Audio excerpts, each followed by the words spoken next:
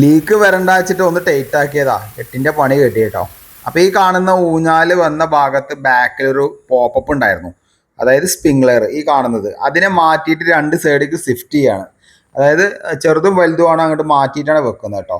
അപ്പോൾ ഒന്ന് 45 ഡിഗ്രിയിലും ഒന്ന് ഫുൾ റൗണ്ടിലാണ് ഇത് കറങ്ങിയിട്ടുണ്ടായിരുന്നത്. അപ്പോൾ ഊഞ്ഞാൽ വരെ കാരണം കൊണ്ട് അവിടെ ഫുൾ റൗണ്ട് കറക്കാൻ പറ്റില്ല, അപ്പോൾ വൈഡാക്കി വെക്കാൻ വേണ്ടിയിട്ടാണ് ചെയ്തത് കേട്ടോ.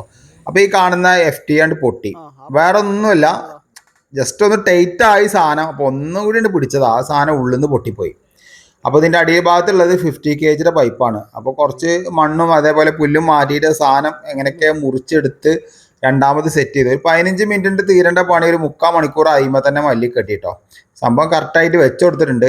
അപ്പോൾ അത് 3/4 ഇഞ്ചിൻ്റെ പോപ്പപ്പും മറ്റേത് 1/2 ഇഞ്ചിൻ്റെ പോപ്പപ്പാണ്. രണ്ട് ഭാഗത്തും അങ്ങോട്ടും ഇങ്ങോട്ടും മാറ്റി സെറ്റാക്കിയിട്ടുണ്ട് കേട്ടോ. അപ്പോൾ അങ്ങനെയാണ് ചില സമയങ്ങളിൽ നമ്മൾ വിചാരിക്കാത്ത പണികളൊക്കെ നമുക്ക് വരുന്നുണ്ടാവുക. അപ്പോൾ എല്ലാവർക്കും ഗുഡ് നൈറ്റ്. അപ്പോൾ നാളെ കാണാം.